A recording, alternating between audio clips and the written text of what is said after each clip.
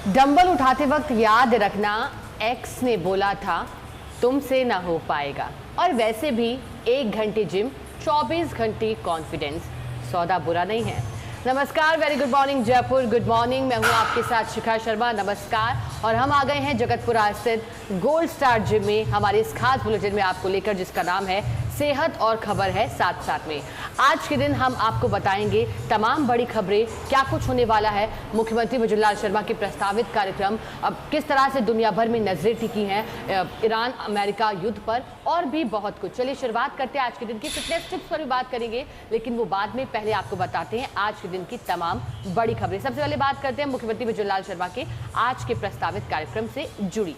तो सुबह 7:20 पर मुख्यमंत्री आवास से कार्यक्रम स्थल के लिए रवाना होंगे मुख्यमंत्री भजनलाल शर्मा। सुबह 7:30 बजे से लेकर 9 बजे तक आरपीए में राजस्थान पुलिस के 75वें स्थापना दिवस कार्यक्रम में शामिल होंगे। सुबह 10:30 बजे से 11:20 पर सचिवालय सेवा अधिकारी संघ के शपथ ग्रहण समारोह में शामिल होंगे। फिर इसके बाद दोपहर 3:15 बजे पहुंचेंगे जयपुर एयरपोर्ट। 3:30 बजे दिल्ली के लिए रवाना होंगे। शाम 4:15 बजे दिल्ली एयरपोर्ट पहुंचेंगे मुख्यमंत्री और फिर दिल्ली के स्थानीय कार्यक्रम में शामिल होंगे। रात्रि विश्राम भी जोधपुर हाउस में। तो आज मुख्यमंत्री भजनलाल शर्मा का प्रस्तावित कार्यक्रम है और पूरा दिन व्यस्तता भरा भी है। एक तरफ जो पुलिस का 75वां स्थापना दिवस है, इससे जुड़ा एक कार्यक्रम है, उसमें मुख्यमंत्री भजनलाल शर्मा को सुनना भी दिलचस्प होगा, क्योंकि अपराधियों में भय और आमजन में विश्वास की कड़ी में आज जब मुख्यमंत्री पहुंचेंगे तो किस तरह से बेहतरीन पुलिसिंग की वो बात करेंगे। समय समय पर बैठकों के माध्यम से भी मुख्यमंत्री ने सदैव इस पर जोर दिया है। और उसके बाद नजरें रहेंगी जब मुख्यमंत्री भजनलाल शर्मा दिल्ली एयरपोर्ट पहुंचेंगे, क्योंकि इसके बाद दिल्ली के स्थानीय कार्यक्रम में मुख्यमंत्री पहुंचेंगे। रात्रि विश्राम जोधपुर हाउस में ही करेंगे। जब भी मुख्यमंत्री दिल्ली जाते हैं तो अपने आप में महत्वपूर्ण होता है, क्योंकि एक तरफ कई कार्यक्रमों में भी जुड़ते हैं, दूसरी तरफ नेताओं के साथ मुलाकात भी चर्चा का विषय बन जाती है। चलिए आगे बढ़ते हैं, अगली खबर की बात करते हैं, जो कि आज से संसद के 3 दिन के विशेष सत्र से जुड़ी है। पूरी खबर में जानते हैं क्या खबर है। आज संसद में पेश होंगे महिला आरक्षण और परिसीमन से जुड़े विधेयक। केंद्र शासित प्रदेश कानून संशोधन विधेयक भी आज पेश किए जाएंगे। विशेष सत्र से पहले ही पक्ष और विपक्ष में टकराव बढ़ा है। ये पहले ही माना जा रहा था, जो कि विशेष सत्र बुलाया गया है, इसमें तीखी नोकझोंक हो सकती है, हंगामे की स्थितियां बन सकती है। और अभी से माना जा रहा है, आज से तो शुरुआत होने जा रही है, लेकिन उससे पहले ही ऐसा माना जा रहा है कि स्थितियां थोड़ी जो है नोकझोंक वाली हो सकती है, थोड़ी हंगामे की हो सकती है। कांग्रेस ने सरकार के इस कदम की मंशा पर सवाल उठा दिए। कांग्रेस ने सरकार की मंशा पर ही प्रश्न चिन्ह लगा दिया है, सवाल खड़ा कर दिया है, जबकि बीजेपी ने कांग्रेस पर अतीत में महिलाओं को नजरअंदाज करने का आरोप लगाया है। तो वार पलटवार का सिलसिला चल रहा है, आरोप प्रत्यारोप लगाए जा रहे हैं। बीजेपी ने एक तरफ कांग्रेस पर आरोप लगाया, दूसरी तरफ रेवंत रेड्डी और स्टालिन खुलकर परिसीमन के विरोध में आए हैं। स्टालिन ने व्यापक आंदोलन की चेतावनी दी, तो रेड्डी ने इसे अन्याय बताया। तो विशेष सत्र से पहले गहमागहमी तेज हो गई है, क्योंकि एक तरफ आरोप लगाए जा रहे हैं, दूसरी तरफ एक दूसरे को गलत ठहराया जा रहा है, एक दूसरे के पुराने कार्यों को गिनाया जा रहा है, इतिहास की बात हो रही है। तो आज से विशेष सत्र संसद का शुरू होने को है। चलिए अब आगे बढ़ते हैं। कोटा में हैंगिंग ब्रिज के पास दर्दनाक सड़क हादसे से जुड़ी खबर है। खबर आपको जरूर हैरान परेशान करेगी, लेकिन बढ़ते सड़क हादसे और इसमें अपनों को खोने का दर्द वाकई बहुत गहरा है। तो ट्रेलर बस की टक्कर में 3 यात्रियों की दर्दनाक मौत की खबर है। अहमदाबाद की तरफ से आई बस भिंड मध्य प्रदेश जा रही थी। भिंड मध्य प्रदेश के ही बताए जा रहे हैं सभी मृतक। डिवाइडर क्रॉस करके गलत दिशा में चली गई थी बस, जिसके चलते हादसा होना बताया गया है। रॉन्ग साइड की बात यहाँ हो रही है, क्योंकि सड़क हादसों के अलग अलग कारण, कभी रफ्तार का कहर तो कभी ओवरटेकिंग भी एक बड़ा कारण है, तो यातायात नियमों की अवहेलना। लेकिन यहाँ वजह बताई गई, जो कोचिंग सिटी कोटा में हैंगिंग ब्रिज के पास दर्दनाक हादसा हुआ, इसके पीछे की वजह कहा गया है कि जो डिवाइडर क्रॉस करके गलत दिशा में बस चली गई थी, जिसके चलते ही ये हादसा हुआ है। अहमदाबाद की तरफ से बस जा रही थी भिंड मध्य प्रदेश, और जो भिंड मध्य प्रदेश के हैं वो सभी मृतक बताए जा रहे हैं, वहीं के रहने वाले हैं। 3 यात्रियों की मौत हो गई है। चलिए अधिक जानकारी लेंगे। कोटा से रेजिडेंट एडिटर भंवर एस चारण हमारे साथ जुड़े हैं। भंवर जी, आज वेरी गुड मॉर्निंग तो है ही, लेकिन खबर दुखद भी कोटा से आई है। 3 यात्रियों की मौत, लेकिन ओवर साइड और रॉन्ग साइड की बात हो रही है। क्या ओवरटेक की बात है, रॉन्ग साइड की बात है, किस वजह से पूरी घटना घटी थी भंवर जी, और अब कितने लोग चोटिल हुए कुल? देखिए शिखा, एक अभी भी गंभीर घायल है, जबकि 1 दर्जन के करीब घायलों को मेडिकल कॉलेज अस्पताल ले जाया गया है और 3 लोगों की इस दर्दनाक हादसे में मौत हो गई है। जो तीनों मृतक हैं वो भिंड मध्य प्रदेश के निवासी बताए जा रहे हैं। ये बस चली थी अहमदाबाद से और इसको जाना भिंड मध्य प्रदेश की तरफ ही था, लेकिन कोटा में हैंगिंग ब्रिज से निकल करके और हरे कृष्णा मंदिर के पास ये बस पहले अनियंत्रित हुई। अनियंत्रित होने के बाद ये बस पलटी और डिवाइडर को क्रॉस करते हुए आप ये समझिए दूसरी तरफ बस चली गई अनियंत्रित होकर के। और इसके बाद जो पीछे से ट्रोला आ रहा था उसकी चपेट में जो यात्री बस में सवार थे और बस के पलटने से जो उछल करके सड़क पर गिर गए थे उनको ट्रोले ने कुचला। तो आप समझ सकते हैं कि कितने दर्दनाक तरीके से यह हादसा हुआ है, जब घायल लोगों को, जिंदा लोगों को सड़क पर ही एक ट्रोले ने बेदर्दी के साथ कुचल दिया। हालांकि पूरे हादसे में ट्रोला चालक की ज्यादा गलती नहीं बताई जा रही है। असल में जिस तरह से बस अनकंट्रोल हुई और अनकंट्रोल होने के बाद जिस तरह से डिवाइडर की दूसरी तरफ आ गई, उसके बाद ट्रोला चालक के लिए भी कोई उस हादसे को बचा पाने का ज्यादा ऑप्शन नहीं था। बहरहाल पूरे मामले में रात से ही लगातार पुलिस प्रशासन मौके पर मौजूद है। रात को एक क्रेन मंगा करके और पलटी खाई बस को सीधा किया गया और जो घायल है उनको तुरंत अस्पताल ले जाया गया। लेकिन आज दिन की शुरुआत हम इस बुरी खबर के साथ कर रहे हैं, जहां एक दर्दनाक सड़क हादसे में 3 लोगों की मौत हो गई है और अभी भी कई घायलों का उपचार जारी है। जी शिखा। बिल्कुल भंवर जी, आपने ठीक कहा, घायलों की स्थिति को लेकर चिंता है, लेकिन वाकई दर्दनाक सड़क हादसे में अपनों को खो दिया गया है और परिवार में शोक की लहर छा गई है। शुक्रिया भंवर जी आपका खबर पर साथ जुड़ने के लिए, विस्तार से जानकारी के लिए। चलिए आगे बढ़ते हैं, अगली खबर की बात करते हैं। चलिए एक और जो खबर है इस वक्त की वो बड़ी खबर है। पुलिस ने बदमाश का एनकाउंटर कर दिया है। श्रीगंगानगर से आ रही है खबर। श्रीगंगानगर पुलिस और हार्डकोर बदमाश के बीच मुठभेड़ हुई है। सूरतगढ़ बाईपास पर नाकाबंदी के दौरान बदमाश ने फायरिंग की थी। सदर थाना एसएचओ सुभाष ढिल्लों ने नाकाबंदी की थी। बाइक सवार बदमाश ने पुलिस पर फायरिंग कर दी। जवाबी फायरिंग में बदमाश को गोली लग गई। बदमाश द्वारा की गई फायरिंग में पुलिस जीप के गोली जा लगी है और पुलिस और बदमाश में कई राउंड की फायरिंग हुई है। घायल पुलिस और बदमाश में कई राउंड फायरिंग हुई है। घायल बदमाश को जिला अस्पताल लाया गया है। हार्डकोर बदमाश फिरौती के लिए श्रीगंगानगर में 2 जगह फायरिंग कर चुका था। लॉरेंस गैंग से भी इस बदमाश का नाम जुड़ा है। श्रीगंगानगर एसपी हरिशंकर मौके पर पहुंचे हैं और बदमाश का एनकाउंटर हुआ है, मुठभेड़ हुई है। चलिए सहयोगी श्रीगंगानगर से सुनील सिहा का मैसेज हो गया है। सुनील, एक तरफ जो बॉर्डर क्षेत्र है वहाँ तस्करी की घटनाएं तो आम हो गई थी, लेकिन अब चर्चाओं में ये एनकाउंटर है, मुठभेड़ पुलिस में हुई थी। अब एक तो क्राइम कुंडली बताइएगा इस बदमाश की, और अब किस तरह की स्थितियां रही थी जब पुलिस और बदमाश की ओर से फायरिंग की गई। देखिए शिखा, निश्चित तौर पे बड़ी कार्रवाई देखने को मिली है पुलिस की। एसपी हरिशंकर के निर्देशन में इस पूरी कार्रवाई को अंजाम दिया गया है। सदर थाना एसएचओ सुभाष ढिल्लों ने ये कार्रवाई की है, पर इसमें बड़ी बात यह है कि करीब 4 बजे के आसपास की ये जो पूरा मामला है, जो एनकाउंटर हुआ है 4 बजे के आसपास हुआ है। और जब ये सूचना मिली थी कि एक बदमाश है जो इधर आ रहा है और कोई बड़ी घटना को अंजाम देने वाला है, तो नाकाबंदी की हुई थी। और उस समय जब बदमाश को रोका गया तो तुरंत उसने फायरिंग की। जब जो बदमाश ने फायरिंग की वो जीप पे जाके लगी गोली, और उसके बाद में क्रॉस फायरिंग, कई राउंड फायरिंग हुए हैं। तो एक गोली है जो बदमाश के भी लगी है। फिलहाल उसको जिला अस्पताल में लाया गया है, जहाँ पे उसकी हालत गंभीर बनी हुई है। एसपी हरिशंकर से जब हमारी बात हुई थी, उन्होंने कहा कि इस तरीके की जो वारदात करने के फिराक में ये था, और मैं भी खुद मौके पहुंचा हूँ। एसपी हरिशंकर वहाँ पे मौके पे पहुंचे और सारी चीजें देखी, तो ये इसका जो संजीव है, शायद इसका नाम है, और ये लॉरेंस गैंग से जुड़ा हुआ है। और इसने 2 बार पहले फिरौती के लिए गंगानगर में व्यापारियों पे फायरिंग की हुई है। तो बड़ा हार्डकोर क्रिमिनल बताया जा रहा है। और इसको जो एनकाउंटर हुआ है, तो कहीं न कहीं पुलिस की एसपी ने भी पीठ थपथपाई है पुलिसकर्मियों की कि बड़ी वारदात होने से रुकी है, और साथ ही एनकाउंटर के अंदर इसको बड़े बदमाश को घायल किया है। फिलहाल पुलिस अधिकारी है जो जिला अस्पताल में मौजूद है। और पिछले कुछ दिनों के अंदर ये दूसरा एनकाउंटर है शिखा, गंगानगर में बदमाशों के खिलाफ दूसरा एनकाउंटर हुआ है, तो दूसरा बदमाश इसको घायल किया गया है। फिलहाल जब भी अभी इसकी जो तबीयत है वो बिल्कुल कमजोर बताई जा रही है कि ज़्यादा इसका खून भी ज़्यादा निकला है, और अभी गंभीर हालत में इसको भर्ती कराया गया जिला अस्पताल में। उसका उपचार चल रहा है। बिल्कुल। और सुनील, कह सकते हैं कि ना सिर्फ ऐसे बदमाशों और ऐसे क्रिमिनल्स को सलाखों के पीछे डाला जा रहा है, बल्कि इनकी कमर तोड़ने का भी कार्य हो रहा है, ताकि आम जन के लिए किसी तरह के असुरक्षित वातावरण को ये ना जन्म दे। चलिए, बहुत शुक्रिया सुनील आपका खबर पर साथ जुड़ने के लिए, जानकारी के लिए। तो चलिए, ये तो हमने बात की आज के दिन के तमाम कार्यक्रमों की और जो दुखद घटनाएं हुई उनकी।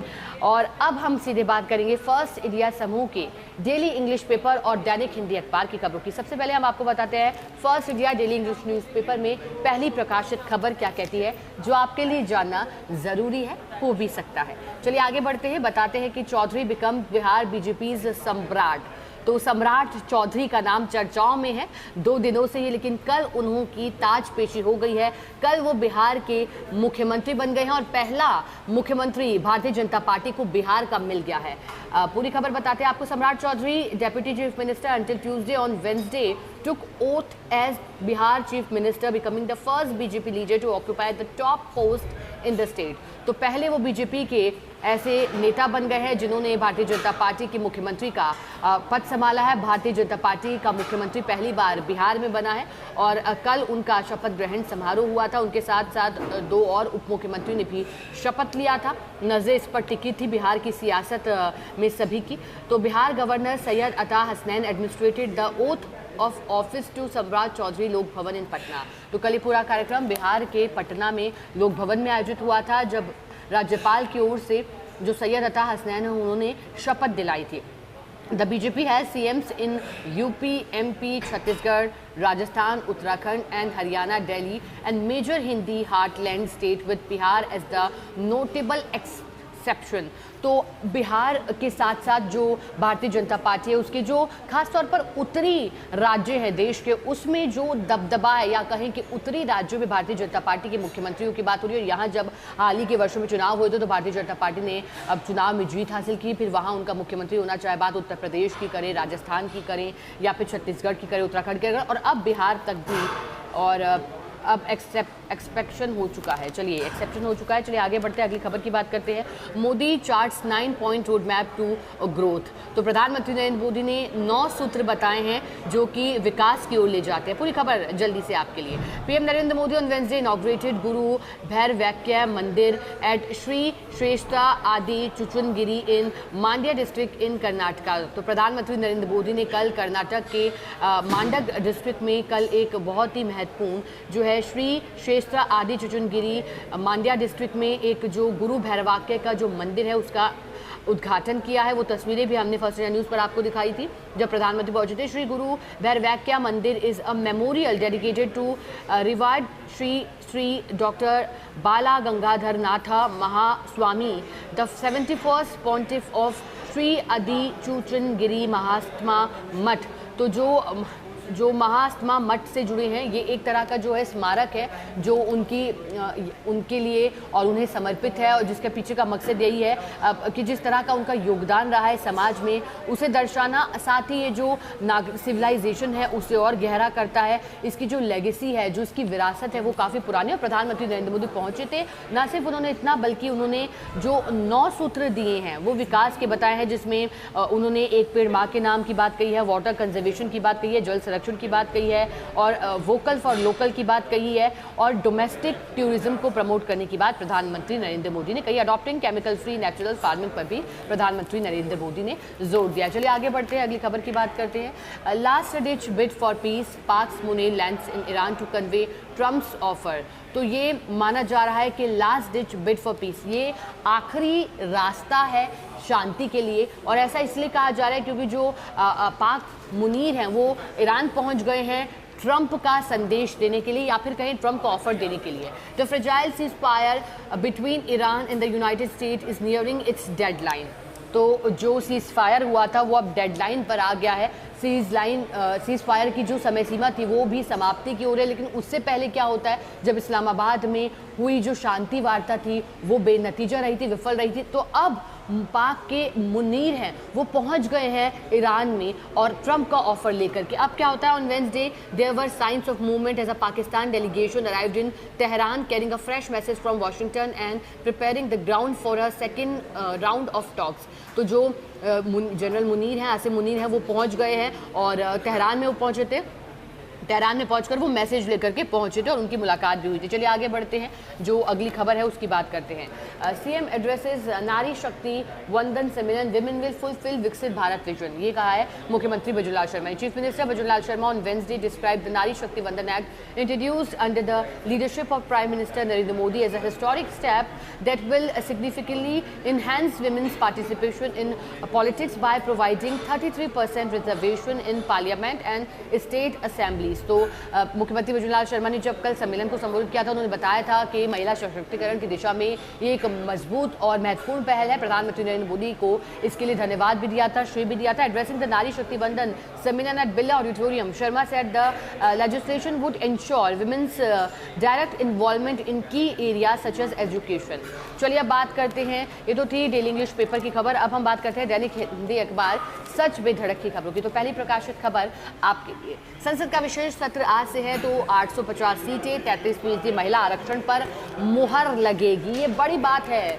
और संसद का विशेष सत्र गुरुवार से शुरू हो रहा है, आज से शुरू हो रहा है, शुभ शुरुआत इसे कहेंगे, या फिर जैसा हमने आपको पहले बताया कि आप हंगामा, तीखी नोकझोंक, इसकी भेंट चढ़ेगा, जिसमें केंद्र सरकार लोकसभा और राज्य विधानसभाओं में महिलाओं को 33% आरक्षण देने के लिए अहम विधेयक नारी शक्ति वंदन अधिनियम 2026 पेश करेगी। प्रस्तावित 131वें संविधान संशोधन के तहत लोकसभा की मौजूदा 543 सीटों को बढ़ाकर अधिकतम 850 करने की योजना है। इसमें 815 सीटें राज्यों और 35 केंद्र शासित प्रदेशों के लिए होगी। सरकार परिसीमन विधेयक भी पेश करेगी और अंतिम सीट संख्या का निर्णय परिसीमन आयोग करेगा। प्रस्ताव के अनुसार कुल सीटों में 33% महिलाओं के लिए आरक्षित होंगी, जिससे उनकी राजनीतिक भागीदारी मजबूत होगी। चलिए आगे बढ़ते हैं, अगली खबर प्रधानमंत्री नरेंद्र मोदी के कर्नाटक दौरे से जुड़ी है। तो पीएम नरेंद्र मोदी ने लोगों से 9 संकल्प लेने की अपील की और प्रधानमंत्री नरेंद्र मोदी ने बुधवार को लोगों से विकसित कर्नाटक और विकसित भारत के लक्ष्य को हासिल करने के बाद प्रधानमंत्री नरेंद्र मोदी ने कहा है जल संरक्षण पर जोर दिया, प्राकृतिक खेती पर, फिटनेस पर, सेवा पर समेत 9 सामूहिक संकल्प लेने की अपील की है। ये संकल्प अर्थात जो हमें अपनी जीवन में अपनाना है, जो हमें अपनी आम दिनचर्या का हिस्सा बनाना है, इसके बाद प्रधानमंत्री नरेंद्र मोदी ने कही है। अपनी प्राथमिकताओं को गिनाते हुए मोदी ने कहा कि उनका पहला आग्रह जल संरक्षण और बेहतर जल प्रबंधन को लेकर है। इसके बाद एक पेड़ मां के नाम अभियान के तहत वृक्षारोपण की बात है, सार्वजनिक और धार्मिक स्थलों पर स्वच्छता की बात है, वोकल फॉर लोकल की बात है, साथ ही स्थानीय उत्पादों को बढ़ावा देने की बात है, घरेलू पर्यटन को प्रोत्साहित करने की बात है, रसायन मुक्त प्राकृतिक खेती अपनाने, मोटे अनाज के साथ स्वास्थ्य और स्वस्थ भोजन करने और तेल के कम उपयोग को बढ़ावा देने की अपील की है। तो 9 सूत्र हमने फटाफट अंदाज में आपके लिए बता दिए इस खबर के माध्यम से। अब आगे बढ़ते हैं, अगली खबर की बात करते हैं, जो कि सच बेधड़क में प्रकाशित हुई है। और ईरान के साथ युद्ध खत्म होने के करीब है, ये ट्रंप ने कहा है। चलिए आगे बढ़ते हैं और एक और आपके लिए बड़ी खबर बता दें आपको। कोटा में हैंगिंग ब्रिज के पास दर्दनाक हादसे मामले से जुड़ी खबर है। ट्रेलर और बस की टक्कर में 3 यात्रियों की दर्दनाक मौत हुई है। अहमदाबाद की तरफ से आई बस भिंड मध्य प्रदेश जा रही थी। बता दें कि भिंड मध्य प्रदेश के ही बताए जा रहे सभी मृतक डिवाइडर क्रॉस करके गलत दिशा में चली गई थी। तो ये दर्दनाक हादसा जो कि हुआ है, जिसमें 3 यात्रियों की मौत हुई है ट्रेलर और बस की टक्कर के चलते। अहमदाबाद की तरफ से कहा जा रहा है कि ये आ रही थी और फिर ये भिंड मध्य प्रदेश जा रही थी। और सहयोगी ने बताया भी था भिंड मध्य प्रदेश के ही सभी मृतक बताए जा रहे हैं, डिवाइडर क्रॉस करके गलत दिशा में चली गई थी। और ये भी जानकारी आपको दी थी हमने कि जो पूरा हादसा है, इसमें जो घायल है उनकी स्थिति को लेकर के भी चिंता बनी हुई है। चलो हमारे साथ कोटा से जो रेजिडेंट एडिटर है, हमारे सहयोगी भी हैं भंवर चारण, वो जुड़ गए हैं लाइव। भंवर, फिलहाल आप मौके पर मौजूद हैं, दर्दनाक हादसा हुआ है, फिलहाल स्थिति कैसी है वहाँ, कौन कौन पहुंचा है भंवर वहाँ?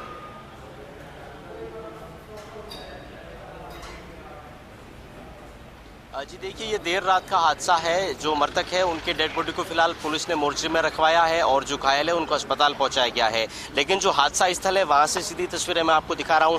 देखिए कितना दर्दनाक ये हादसा है और किस तरह से ये बस आगे से पूरी तरह से चकनाचूर हो चुकी है। अब आपको मैं समझाने की कोशिश करता हूँ कि किस तरह से यह हादसा हुआ और कितना भीषण यह हादसा था। देखिए ये जो लेन है, ये लेन हैंगिंग ब्रिज की तरफ जाती है, जबकि ये जो लेन है ये बस अहमदाबाद की तरफ से आई थी और इसको जाना था आगे भिंड की तरफ। तो ये बस उस लेन से आ रही थी, जो स्कूटी जिस तरफ खड़ी है उस लेन से ये बस निकल रही थी। लेकिन ये अनकंट्रोल हुई, अनकंट्रोल होकर के, और ये जो बीच में आपको डिवाइडर दिख रहा है, इस डिवाइडर पर ये बस चढ़ी और इसके बाद आप देखिए रोड के दूसरी तरफ आ गई। तो किस खतरनाक ढंग से इस बस ने टक्कर खाने करने के बाद ट्रेवल किया और इसके बाद बहुत से जो यात्री थे वो सड़क पर इधर उधर गिर पड़े और पीछे से जो ट्रोला आ रहा था, चूंकि बस रॉन्ग साइड में हो गई थी, तो उस ट्रोले ने इस बस को पूरी तरह से कुचल दिया और इसके बाद आप देखिए किस तरह से परखच्चे इस पूरे बस के उड़ गए हैं। और जो हादसा स्थल है वहाँ पर आप देखिए किस तरह से जो घायल और मृतक है उनकी यहाँ पर आप देखिए निशानियाँ पड़ी है, लोगों के जूते यहाँ पर बिखरे पड़े हैं, कांच पूरी सड़क पर अभी भी फैला हुआ है।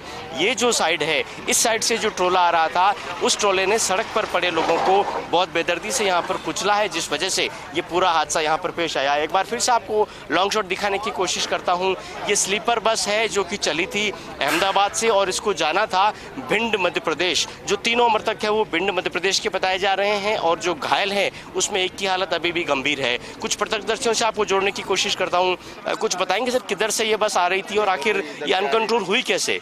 अनसुलतान का तो कोई पता नहीं है, बाकी ये था इधर से आ रही थी, ये ग्वालियर जा रही थी बस, इधर से उदयपुर की तरफ से आ रही थी।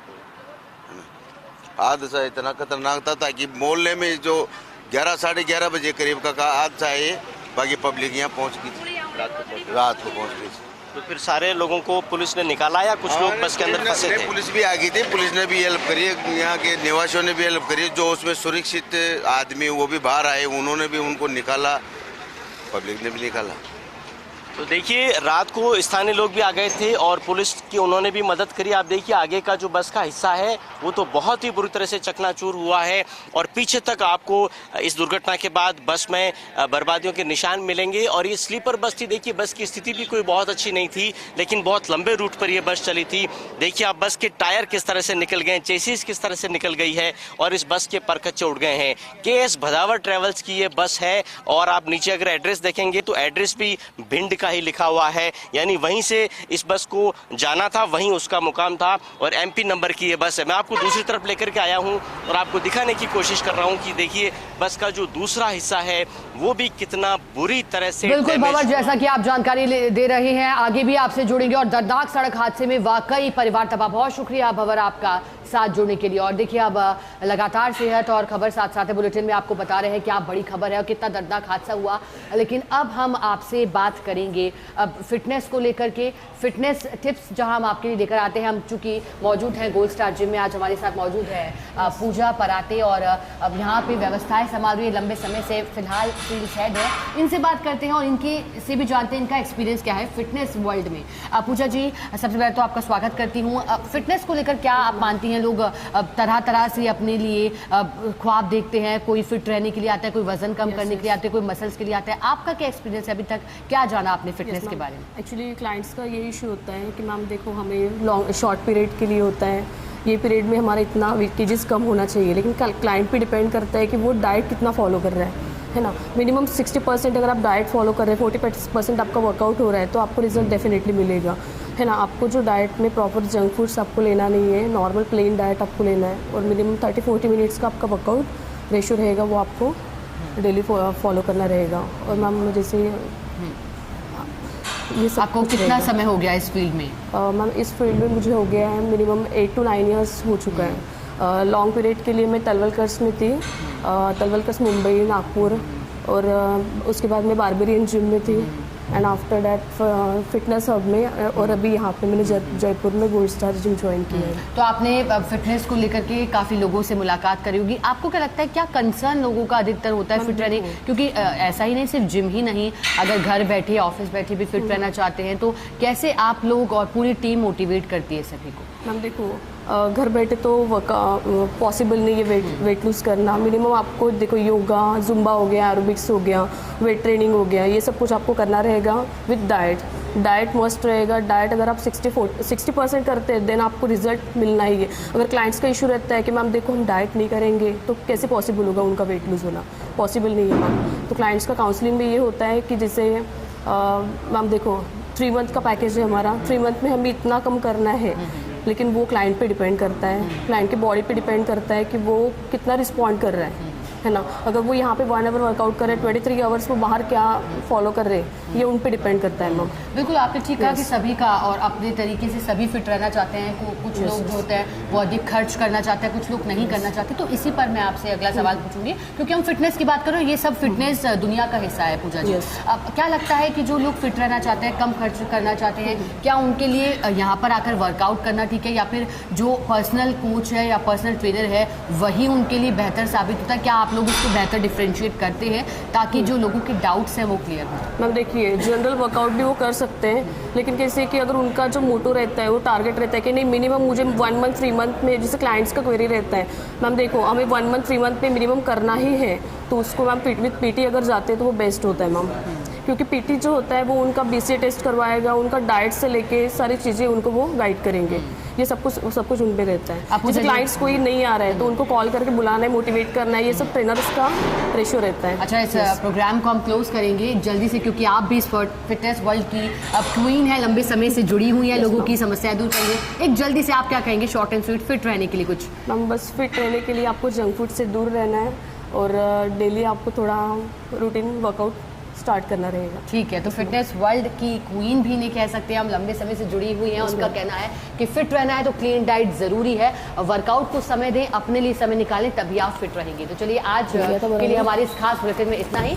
लेकिन बस एक बात आपको बता दें, जो पसीना है वो ग्लैमरस तो नहीं होता, लेकिन आपकी जिंदगी को बेहतर जरूर कर देता है, फिट जरूर करता है, अगर आप रोज अपने लिए समय निकालते हैं, व्यायाम करते हैं या फिर दौड़ भाग करते हैं। तो खास बुलेटिन में इतना ही, कल फिर मिलेंगे आपसे, तब तक अपना ख्याल रखें। नमस्कार, धन्यवाद।